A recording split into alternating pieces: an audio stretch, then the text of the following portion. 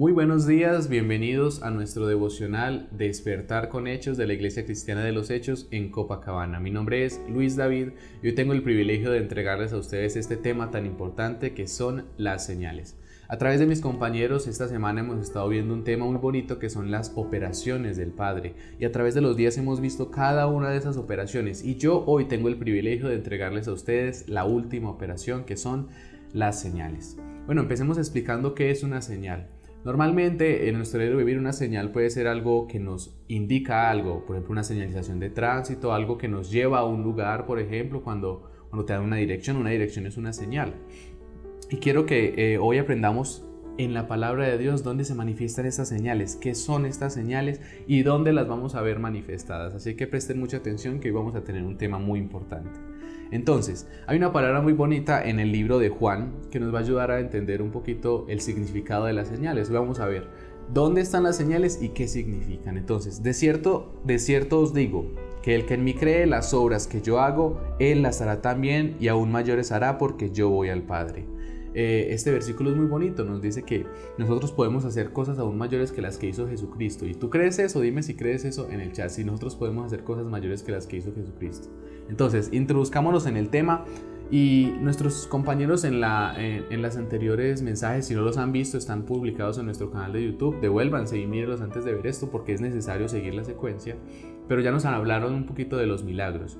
Hoy yo quiero hablarles no de los milagros, sino de las señales que hay detrás de esos milagros. Entonces vamos a ver una serie de milagros importantes que ocurrieron en la Biblia, más que todo en el Nuevo Testamento, por medio de los cuales vamos a poder ejemplificar esto que les voy a hablar hoy, que son las señales. Entonces quiero que ustedes, allá los estudiosos de la palabra, me digan rápidamente en el chat cuál fue el primer milagro que hizo Jesucristo. Entonces les doy ahí rápido 5 segundos. 5, 4, 3, 2, 1. Ya vieron, habían escrito. Entonces, el primer milagro que hizo Jesucristo fue transformar el agua en vino.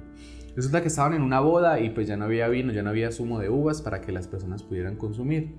Entonces Jesucristo así demostró todo su poderío transformando el agua en vino. Esto humanamente puede ser algo sobrenatural, ¿no? Cambiar un líquido a otro así al instante es algo muy bonito. Y la historia cuenta algo muy importante que para ustedes, los estudiosos de la palabra, quizás conocen el significado, y si tú no lo conoces, hoy lo vas a aprender.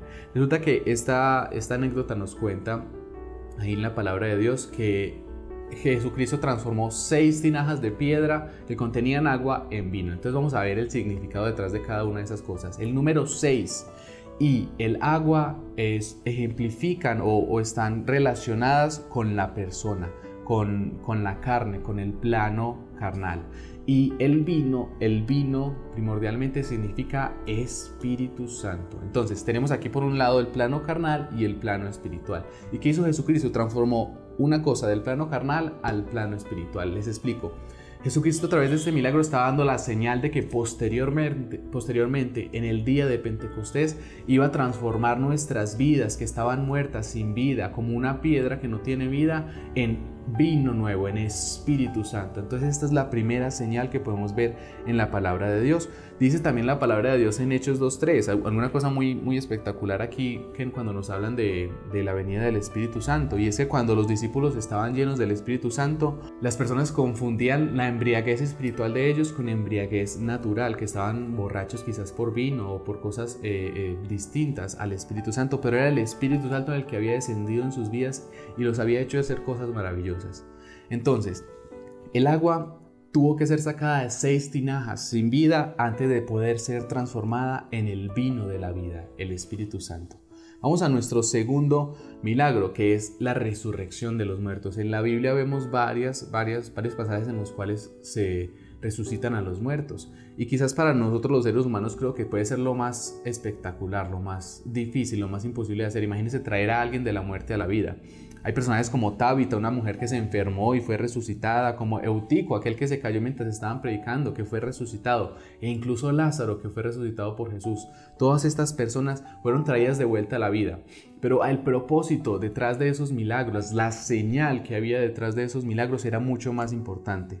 Resucitar a alguien de una muerte espiritual a una vida espiritual es mejor que levantar a una persona de entre los muertos. En Jerusalén, por ejemplo, en el día del Pentecostés debió haber habido miles y millones de personas que estaban muertas espiritualmente. Y con la predicación que realizó este hombre, Pedro, en ese momento, todas esas personas que estaban muertas espiritualmente volvieron a la vida. Dice la palabra de Dios en Hechos 2:14 al 21. Si quieren pueden y leen ese pasaje que nos habla ahí de la bonita predicación que hizo este hombre y que trajo a la vida a muchas personas, y no estaban muertas físicamente, estaban muertas espiritualmente. Entonces, traer una persona a la vida espiritual a través del Espíritu Santo es más importante que resucitar a alguien de entre los muertos. Vamos con el tercer milagro que podemos ver, y es devolverle la vista a un ciego. Qué bonito sería para una persona, imagínense, que nació sin la capacidad de ver, que uno ore por ella y recupere, no, que tenga esa capacidad de observar todas las cosas. Imagínense cómo sería sentir por primera vez los colores o ver el sol, ver la luna, sería maravilloso. Pero la palabra de Dios nos muestra que detrás de este milagro hay algo más espectacular. En el libro de Mateo 5, versículo 14 nos dice: dejadlos, son ciegos, guías de ciegos, y si el ciego guiare al ciego, ambos caerán en el hoyo. Aquí nos habla este pasaje sobre los fariseos. Está hablando de los fariseos, que los fariseos son como ciegos guiando a ciegos. Y precisamente Jesucristo aquí no se refiere a la visión física. Su problema principalmente era que ellos no estaban físicamente ciegos, sino que estaban espiritualmente ciegos. No podían ni ver a Dios ni a su reino. Entonces, vemos que hay otra historia en la Biblia también muy parecida con esto de la ceguera espiritual. Está muy relacionada también con la ceguera física. Vemos que este hombre, Pablo, antes llamado Saulo, se había quedado ciego en un momento. En el libro de Hechos, capítulo 9, versículo 17 dice: fue entonces Ananías y entró en la casa, y poniendo sobre él las manos dijo: hermano Saulo, el Señor Jesús, que se te apareció en el camino por donde venías, me ha enviado para que recibas la vista y seas lleno del Espíritu Santo. Y no dijo solamente para que recibas la vista, para que recibas la vista y seas lleno del Espíritu Santo. Inmediatamente su visión física volvió a la normalidad y él pudo regresar a su visión normal. Pero algo más importante pasó en la vida de este hombre, Saulo, anteriormente llamado, y es que las cosas terrenales él dejó de verlas como tal. Él era un erudito de la palabra, pero no había visto el reino del Señor. Y en el momento en que se le fue restaurada la vista, en el que el Espíritu Santo entró sobre él, vino una visión espiritual también. Pues solamente él había visto cosas terrenales. Entonces, este hombre conocía cada detalle moral de los mandamientos, los sacrificios de la ley, pero no podía ver el reino de Dios con sus ojos. Y en el momento en que recibió el Espíritu Santo, abrió sus ojos espirituales y pudo ver la gloria de Dios. Vamos a otro milagro. A mí me gusta aquí contarles milagros rápidamente. Hay un milagro muy bonito, y es cuando Jesucristo alimentó a tantas personas con solo esos panes, solo 2 panes y 5 peces. Fue un milagro muy sorprendente de Jesús, la verdad. Pero él mismo ahí en la palabra de Dios, este milagro, él demuestra que tiene un significado mucho mayor. Dice la palabra de Dios en el libro de Juan 6:27. Después de dar de comer a las multitudes, Jesús dijo: trabajad no por la comida que perece, sino por la comida que a vida eterna permanece, la cual el Hijo del Hombre os dará, porque a este señaló Dios el Padre. Jesús dijo que sabía que todas estas personas al día siguiente iban a tener hambre, ¿cierto? Tuvieron una comida un día, pero era obvio que al siguiente día iban a tener hambre. La comida terrenal es algo muy importante, ¿cierto? Nos mantiene fuertes, nos da vitalidad y todas esas cosas. Pero una buena comida espiritual te va a mantener a ti con una salud física y una salud espiritual mucho más grande. Entonces vemos que detrás de este milagro el Señor Jesucristo no les decía que se alimentaran de la comida. Dice la palabra de Dios que no solo de pan vivirá el hombre, sino de toda palabra que sale de la boca del Señor. Entonces qué importante la señal de este milagro. Vamos al siguiente milagro. Sanando enfermos. ¿Cuántas veces en la Biblia aparecen que fueron sanadas personas? Muchísimas veces, muchísimas veces. Y el poder de sanar el cuerpo humano a través del poder de Dios, creo que es algo muy bonito, es una bendición muy grande, pero imagínense que es temporal. Todo esto, el cuerpo, todo lo que tenemos hoy nosotros es temporal. Entonces es un milagro físico que ante los ojos de los hombres puede sorprender, pero tiene una connotación muy importante, una señal muy importante. Y es que pongámonos a pensar algo: ninguna de las personas que fue sanadas por Pablo, que él sanó a miles y millones de personas, está viva hoy, ¿o sí? Ninguna de esas personas está hoy aquí. Sus cuerpos se han descompuesto hace mucho tiempo. Y quiero que aprendamos algo muy importante con estos milagros, y es que sanar a los que están espiritualmente enfermos es muchísimo mejor que sanar a los que están físicamente enfermos. Las enfermedades físicas no siempre, muchas veces se pueden curar con medicamentos, con cirugías, con cosas así, pero la enfermedad espiritual solamente responde al poder de Dios y al Espíritu Santo. Entonces la señal detrás de este milagro es que nosotros debemos sanar a las otras personas, más que físicamente, porque claro, es importante mantener una sanidad física, sino sanarlas espiritualmente a través de la palabra y a través de la llenura del Espíritu Santo. Vamos al último milagro del que vamos a hablar hoy. Es uno que me encanta a mí principalmente, me encanta esta historia. Y es cuando caminó Jesucristo sobre las aguas. Ese es un milagro bastante bonito. Y yo consulté una cosa que me dejó bastante impactado, que tiene mucho sentido, así que prestemos mucha atención para no perdernos. Caminar sobre las aguas es un milagro que vence todas las leyes de la física. ¿Cómo es posible uno pararse sobre el agua y no hundirse? Es algo que es completamente loco, es una locura. Los discípulos de Jesús igual quedaron maravillados, así como estoy yo, al imaginarme ese momento, y sintieron temor cuando vieron a Jesús caminar en el agua. Pedro nunca pudo olvidar aquella vez que salió del barco y dio esos pequeños pasitos de fe para caminar en el agua. Y quiero darles a conocer algo muy importante, y es que a través de la ciencia el hombre ha aprendido a vencer la ley de gravedad. ¿Cómo? Con aviones, con quizás cohetes y cosas así. Pero Pablo descubrió una ley mucho antes de que Isaac Newton descubriera esta ley de gravedad. Y es que este hombre Pablo la llamó la ley del pecado y la muerte.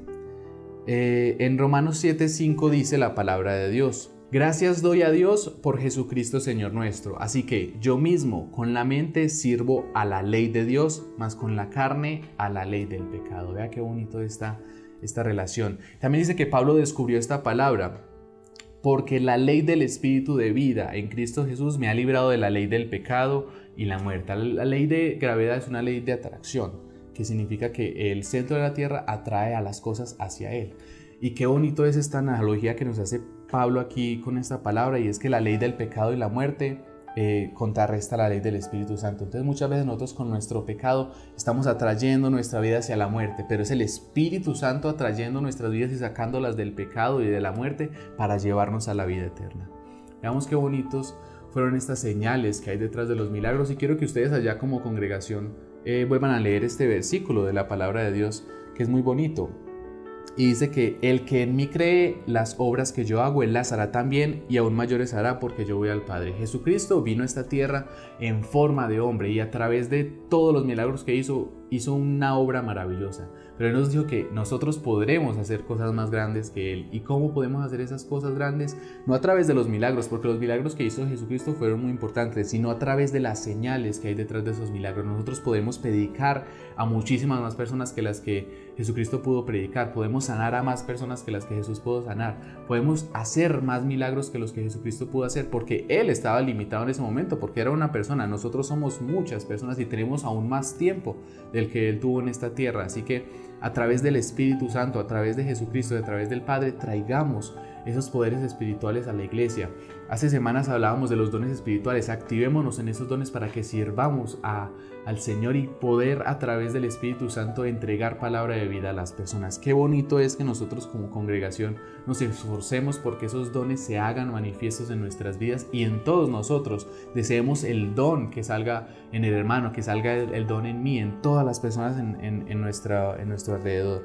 Entonces, qué bueno que hoy hayan prestado atención a este mensaje. Espero que haya sido de su agrado y que hayan podido entender bien este tema de las señales, y que siempre estén conectados con nuestros devocionales, con nuestros cultos, con todas las reuniones que tenemos nosotros en nuestro canal de YouTube, Oscar Rivera. Entonces quiero que ahí en un momento cierres tus ojos y ores conmigo y prestes atención a esta oración. Dile: Padre Celestial, en el nombre de Jesús de Nazaret, hoy vengo a entregarte mi vida, Señor.